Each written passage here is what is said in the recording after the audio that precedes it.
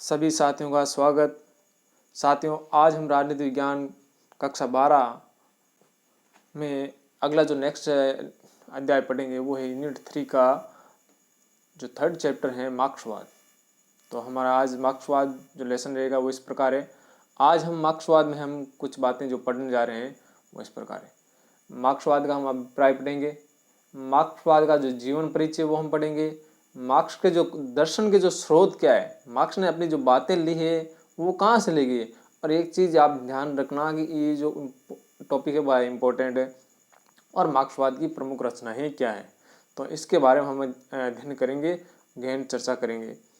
उससे पहले हम चलते हैं अपने पिछले वीडियो के जो महत्वपूर्ण लेसन थे उनकी ओर, कि उनके कुछ महत्वपूर्ण प्रश्न बन रहे हैं, उनका आंसर आप क्या देंगे। हमारा जो पिछला वीडियो था वो था समाजवाद, और समाजवाद को हमने पढ़ा। अब उससे संबंधित कुछ महत्वपूर्ण क्वेश्चन है, आपको उन प्रश्नों के आंसर देने हैं। तो मैं आपके लिए प्रश्न छांट के लाया हूँ, इम्पोर्टेंट भी हैं। तो सबसे पहले समाजवाद से आप क्या समझते हैं। तो समाजवाद का जो अभिप्राय है आपको बताना है। प्रश्न ऐसा भी आ सकता है, समाजवाद से आपका क्या अभिप्राय है, समाजवाद से आप क्या समझते हैं। ठीक है, समाजवाद के 4 प्रमुख तत्व लिखिए। 4 प्रमुख तत्व हमने पढ़ा था कि तत्व के 2 प्रकार के 2 तत्व के 2 विशेषता के 2 लक्षण कह दें, सिद्धांत कह दें, प्रकृति कह दें, तो ऐसे कुछ भी पूछ सकता है। तो आपको ध्यान रखना, प्रिपेयर अपने आप को रखना है, चाहे तत्व पूछे, विशेषता, प्रकृति, लक्षण, तो उसका जवाब एक ही है। आगे अगला जो बिंदु है कि समाजवादी जो अवधारणा है उसके विकास पर टिप्पणी लिखिए, कि समाजवाद का जो विकास हुआ प्राचीन काल से लेकर आधुनिक काल तक, वर्तमान समय तक है, तो उस पर आपको एक संक्षिप्त में टिप्पणी लिखनी है। ये भी आपको अच्छी तरह से बताया गया था। समाजवाद के विपक्ष में तर्क लिखिए। तो यहाँ से प्रश्न ऐसा भी आ सकता है, समाजवाद की आलोचना कीजिए, या आलोचनात्मक 4 बिंदु लिखिए। तो आलोचना कह दो या विपक्ष में तर्क कह दो, एक ही बात है। विश्व के प्रमुख समाजवादी विचारकों के नाम लिखिए। विश्व में बहुत सारे विचारक हुए, उनमें से जो प्रमुख समाजवादी विचारक थे उनके नाम लिखिए। ज्ञात रहे कि जो पिछली बोर्ड की जो एग्जाम हुई थी 2019 की, उसमें ये प्रश्न पूछा गया था कि भारत के 2 प्रमुख समाजवादी विचारकों के नाम लिखिए। तो आप विश्व की याद कर लेंगे तो उसमें भारत के भी 2-3 याद कर लो, तो अपना काम सारा ही निपट जाएगा। अगर प्रश्न आए विश्व का, तो मैंने बताया है कि किस तरह आपको आंसर देना है, तो आप उस आंसर को सजो करके, आशा करता हूँ कि आप सभी इन प्रश्नों के उत्तर जरूर देंगे या अपनी नोटबुक में नोट करेंगे। आगे हम चलते हैं अपने मुख्य लेसन की ओर। तो साथियों, आज का हमारा जो मुख्य लेसन है वो है मार्क्सवाद। मार्क्सवाद के बारे में हम पढ़ेंगे, मार्क्सवाद का अभिप्राय पढ़ेंगे, मार्क्स की हम जीवन स्रोत पढ़ेंगे, जीवनी पढ़ेंगे, उसके दर्शन के स्रोत पढ़ेंगे, उसकी प्रमुख रचनाओं के बारे में अध्ययन करेंगे। तो चलते हैं, हम सबसे पहले देखते हैं मार्क्सवाद आखिर है क्या। तो मुख्य लेसन में हम लेसन की तरफ चलते हैं। तो ये जो वीडियो है आपको बहुत अच्छा लगेगा, आशा करता हूँ कि आप इससे जरूर लाभान्वित रहेंगे। तो सबसे पहले हम देखते हैं कि मार्क्सवाद से अभिप्राय क्या है। तो मार्क्सवाद के अभिप्राय की बात करें तो ये मार्क्सवाद है वो जर्मनी के जो प्रसिद्ध विचारक रहे हैं कार्ल मार्क्स, मार्क्सवाद के नाम से ही मार्क्सवाद बना है। कार्ल मार्क्स जर्मनी का विचारक रहा है और फ्रेडरिक एंजल्स हैं। इन दोनों ने मिलकर दर्शन यानी फिलोसफी, इतिहास, हिस्ट्री, समाजशास्त्र, सोशियोलॉजी, साइंस और इकोनॉमिक्स, इन सभी बहुत सारी जितनी भी समस्याएं थी, इन सभी विषयों की जो बहुत सारी समस्याएं थी, उन समस्याओं पर उन्होंने गंभीर अध्ययन किया। उन समस्याओं का उन्होंने गंभीर अध्ययन करते हुए उन सभी समस्याओं के बारे में एक सुनिश्चित विचारधारा और एक नवीन दृष्टिकोण है वो विश्व के सामने रखा, जिसे हम मार्क्सवाद के नाम से जानते हैं। तो ये मार्क्सवाद के बारे में हमारा जो अभिप्राय है कि आखिर मार्क्सवाद है क्या। तो जब प्रश्न यहाँ से आ जाए कि मार्क्सवाद है क्या, तो आपको यही लिखना है कि मार्क्सवाद क्या है, कि जर्मनी के जो प्रसिद्ध विचारक रहा है कार्ल मार्क्स और फ्रेडरिक एंजल्स, और फ्रेडरिक एंजल्स है वो जर्मनी का नहीं था, ब्रिटेन का था, ने मिलकर क्या किया था, दर्शन, साहित्य, इतिहास, समाजशास्त्र, विज्ञान है, अर्थशास्त्र है आदि बहुत सारी विषय वस्तु थी, उनकी समस्याओं का अत्यंत गंभीर चिंतन किया, अध्ययन किया और फिर एक सुनिश्चित धारणा, विचारधारा, एक नवीन दृष्टिकोण है हमारे सामने रखा, विश्व के सामने रखा, जिसको हम मार्क्सवाद के नाम से जानते हैं। अब देखते हैं इस मार्क्सवाद में योगदान क्या था, किसका क्या योगदान था। तो मार्क्सवाद जो आया हमारे सामने एक विचारधारा के रूप में, उसमें हम देखते हैं कि राजनीतिक चिंतन, राजनीतिक पहलू का जो चिंतन किया गया था, राजनीतिक यानी पॉलिटिक एस्पेक्ट, यानी राजनीति के बारे में जो भी बातें थी वो बातें किसने की, कार्ल मार्क्स ने की। यानी मार्क्सवाद में जो राजनीति से संबंधित जितनी सारी बातें हैं वो कार्ल मार्क्स के हैं। वैज्ञानिक और दार्शनिक पहलू की अगर बात करें, यानी उस मार्क्सवाद में कुछ वैज्ञानिक इनपुट रहा है या कुछ फिलोसफी का इनपुट रहा है, तो वो कहाँ से आया है, फ्रेडरिक एंजल्स से आया है। तो आपको ये बात भी बिल्कुल ध्यान रखनी है। तो इस प्रकार ये मार्क्सवाद रहा है, तो मार्क्सवाद का अभिप्राय में आप ये बात लिख सकते हो। मार्क्सवाद में अगर योगदान की बात करें तो आप यहाँ से लिख सकते हो। अब आगे देखते हैं इस विचारधारा के समर्थक कौन कौन रहे। तो इस विचारधारा के समर्थक हैं, बहुत सारे लोग रहे हैं। तो उनमें जो प्रमुख हैं वो उनमें से देखते हैं कि कार्ल मार्क्स तो था ही, उसके अलावा फ्रेडरिक एंजल्स है, वो मार्क्सवाद का समर्थक था। लेनिन है, जो रूसी क्रांति का नायक था। स्टालिन, लेनिन के बाद में रूस का जो राष्ट्रपति बना।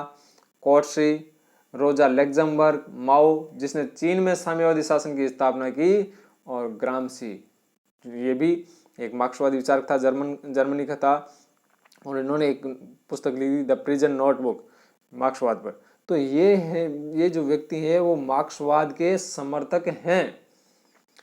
तो आपको ये ध्यान रखना है कि मार्क्सवाद के 2 समर्थक व्यक्तियों के नाम लिखिए, तो प्रश्न आ गया तो आपको यहाँ से बता देना है कि कार्ल मार्क्स के अलावा कौन थे। अब अपना जो अगला बिंदु है वो है कार्ल मार्क्स का जीवन परिचय। तो हम कार्ल मार्क्स के जीवन परिचय के बारे में पढ़ेंगे। तो सबसे पहले हम देखते हैं कार्ल मार्क्स का जीवन में जन्म कहाँ से हुआ। तो जन्म है जर्मनी में हुआ था 1818 ईस्वी में, और एक यहूदी परिवार में हुआ। जन्म से उनका धर्म था यहूदी।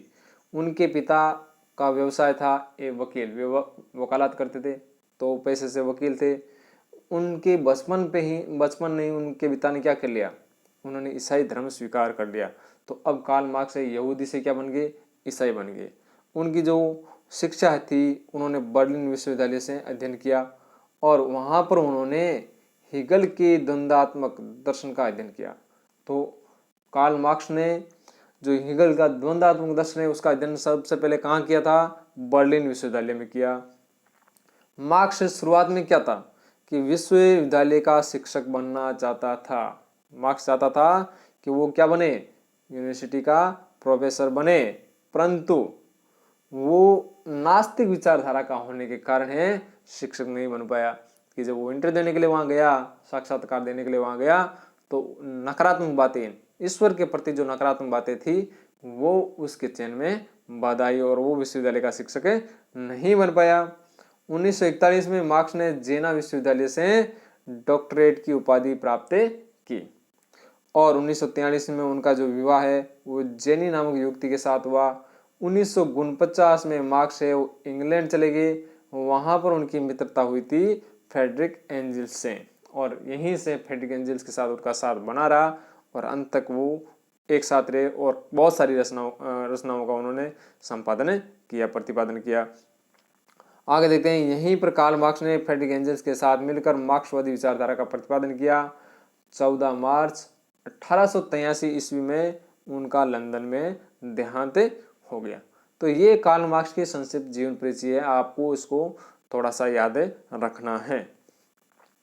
आगे हम देखते हैं कार्ल मार्क्स के दर्शन के स्रोत क्या हैं। तो कार्ल मार्क्स के दर्शन के स्रोत की हम बात करें तो एक चीज आती है कि क्या कार्ल मार्क्स का दर्शन का स्रोत पूर्णतः मौलिक था या नहीं। तो ऐसा नहीं है कि मार्क्स ने जो दर्शन प्रतिपादित किया वह पूर्णतः मौलिक था, ऐसा नहीं है कि वो पूर्ण रूप से मौलिक था। और जो उसने विचारधारा दी क्या वो मौलिक थी, इस बात को हम निष्कर्ष में जरूर पढ़ेंगे। मार्क्स ने क्या किया था कि विभिन्न विचारकों के सिद्धांतों को अपनाकर मार्क्सवाद का प्रतिपादन किया। तो यहां से एक बात निकल गई, मौलिक नहीं था, विचार है वो पूर्णतः मौलिक नहीं था, क्योंकि उसने जो इसमें स्रोत लिए थे, बातें ली थी या जो भी सिद्धांत लिए थे वो कहीं न कहीं किसी से प्रेरित रहे हैं। तो उन पर उसके किस किस सिद्धांतों पर किन किन का प्रभाव रहा वो हम मार्क्स के दर्शन के स्रोत में होंगे, वो मार्क्स के दर्शन के स्रोत कहलाएंगे। ठीक है, तो सबसे पहले देखते हैं जर्मन विचारों का प्रभाव। जर्मन जो विचारक थे उनका प्रभाव क्या था। जर्मन के दो प्रमुख विचारक थे, एक हीगल और दूसरा फायरबाख। हीगल ने जो इतिहास, विश्व की जो सृष्टि की जो पद्धति बताई वो बताई द्वंद्वात्मक पद्धति, वाद प्रतिवाद और संवाद। किस पृथ्वी का जो विकास है वो द्वंद्वात्मक पद्धति के द्वारा होता है। और फायरवाद ने भौतिकवाद का तत्व दिया था, भौतिकवाद पर ज्यादा है उन्होंने महत्व दिया था, भौतिकवाद को, पदार्थ को ज्यादा महत्व दिया था, तत्व को ज्यादा महत्व दिया था, न कि चेतना को। हीगल ने चेतना को या आत्मा को ज्यादा महत्व दिया था, परंतु फायरबाख ये जो मार्क्स है क्या है, हीगल की द्वंद्वात्मक पद्धति से सहमत था, परंतु उसके जो विचारक था कि जो सृष्टि का मूल तत्व है वो है चेतना। हीगल ने सृष्टि का मूल तत्व चेतना को माना, तो उस बात से सहमत नहीं था, इसलिए उसने फायरबाख से भौतिकवाद का तत्व लिया। तो इस प्रकार हम देख सकते हैं कि मार्क्स जो जर्मन विचार के हीगल है और फायरबाख है, उन्होंने क्या प्रभाव डाला मार्क्स पर। तो हीगल से उसने द्वंद्वात्मक पद्धति ली और फायरबाख से उसने भौतिकवाद का विचार ग्रहण किया। ब्रिटिश अर्थशास्त्रियों की बात करें तो उसका भी उस पर काफी प्रभाव पड़ा। मार्क्स है ब्रिटिश अर्थशास्त्रियों जिसमें एडम स्मिथ है, रिकार्डो है, उनसे काफी हद तक प्रभावित था। उनसे प्रभावित होकर ही मार्क्स ने क्या किया था, श्रम का सिद्धांत दिया था, अतिरिक्त मूल्य का सिद्धांत दिया था। हम जानते हैं कि मार्क्स से पहले जो श्रम का सिद्धांत था, श्रम की मूल्य का जो सिद्धांत है वो रिकार्डो ने दिया था। अतिरिक्त मूल्य का जो मार्क्स ने सिद्धांत दिया था वो रिकार्डो से ही प्रभावित हैं। ये बात हम आपको पढ़ना है, ध्यान रखना है। आगे जब हम ये जो सिद्धांत पढ़ेंगे मार्क्स के तो उसमें ये बात और रिपीट होगी, तो इस दृष्टि से आप उसको यहाँ ध्यान रखेंगे तो आगे अपना रिवीजन और हो जाएगा, तो ये बहुत ही बेटर रहेगा। तो मार्क्स है ब्रिटिश अर्थशास्त्रियों से प्रभावित होकर उसने कौन कौन से सिद्धांत दिए थे, श्रम का सिद्धांत और अतिरिक्त मूल्य का सिद्धांत।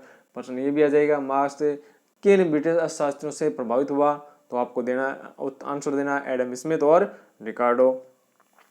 आगे हम देखते हैं जो फ्रेंच समाजवादी थे उनका भी मार्क्स के जीवन पर काफी हद तक प्रभाव था। तो उनमें देखें फ्रेंच विचारक सेंट साइमन को समाजवादी विचारधारा का आधुनिक काल में समाजवादी विचारधारा का बड़ा प्रतिपादक माना जाता है। चार्ल्स फोरियर आदि ने समाजवाद का प्रतिपादन किया था। इन विचारकों का मार्क्स पर स्पष्ट प्रभाव था। इन विचारकों से प्रभावित होकर ही मार्क्स ने उत्पादन के साधनों पर जो स्वामित्व का सिद्धांत है कि उत्पादन के साधनों पर किसका स्वामित्व होगा, वो किसके अंडर में होगा, वो सिद्धांत मार्क्स ने दिया।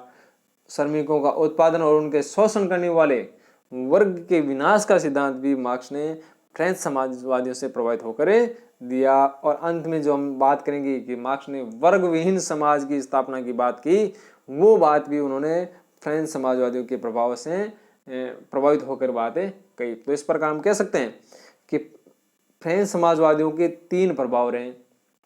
पहला कि उत्पादन के साधनों पर किसका स्वामित्व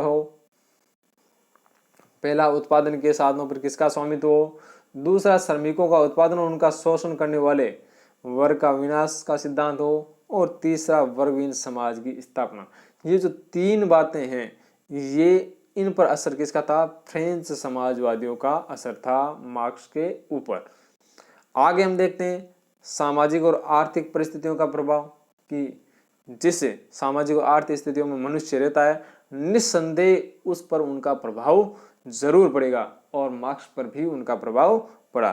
तो तत्कालीन यानी मार्क्स के समय की तत्कालीन सामाजिक और आर्थिक परिस्थितियों में किसका वर्चस्व था, पूंजीवाद का वर्चस्व था। मार्क्स जिस समय जन्मा था, जिस समय उसने पुस्तकें लिखी थी और ये अपनी विचारधारा दी थी, उस समय पूंजीवाद का पूर्ण वर्चस्व था, जिसने समाज के शोषणवादी चरित्र को प्रस्तुत किया। और इस पूंजीवादी व्यवस्था में जो अधिकांश जनसंख्या थी वो थी मजदूरों की, और इस पूंजीवादी व्यवस्था में पूंजीपतियों द्वारा मजदूरों का शोषण किया गया था। तो इस प्रकार देखते हैं कि पूंजीवादी व्यवस्था ने समाज का जो शोषणवादी चरित्र है वो प्रस्तुत किया, और उस शोषणवादी चरित्र को मार्क्स ने उजागर किया था अपने कम्युनिस्ट मैनिफेस्टो में कि किस प्रकार पूंजीपति है वो मजदूरों का शोषण करते हैं।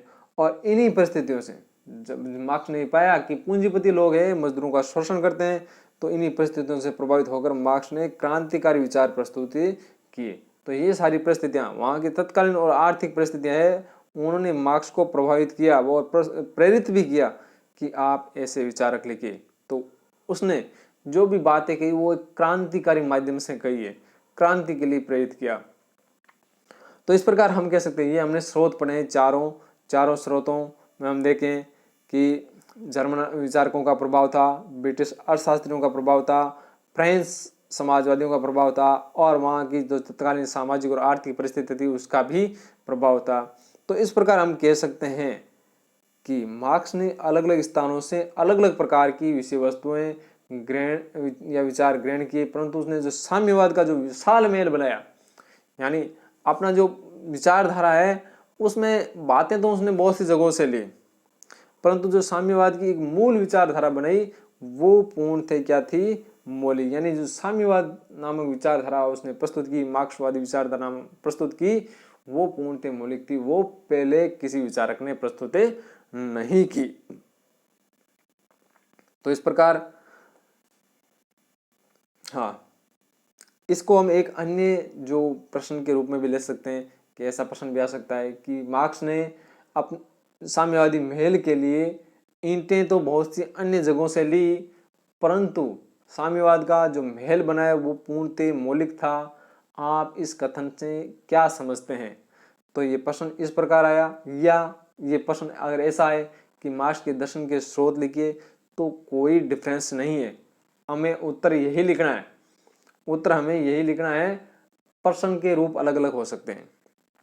तो यहाँ से जो हमने निष्कर्ष निकाला कि मार्क्स ने अलग अलग स्थानों से, यानी ईंटें अलग अलग जगहों से ली उसने, ईंटें मतलब विचार, और परंतु उन विचारों से एक जो विचारधारा खड़ी करी, यानी एक साम्यवाद का महल जो खड़ा किया, वो पूर्णतः मौलिक था। साम्यवाद पर उससे पहले किसी ने चर्चा नहीं की थी। तो ये हो गया मार्क्स के जो दर्शन पर है प्रभाव किस किस का था, मार्क्स के दर्शन के स्रोत क्या थे। आगे हम देखते हैं मार्क्सवाद की प्रमुख रचनाएं।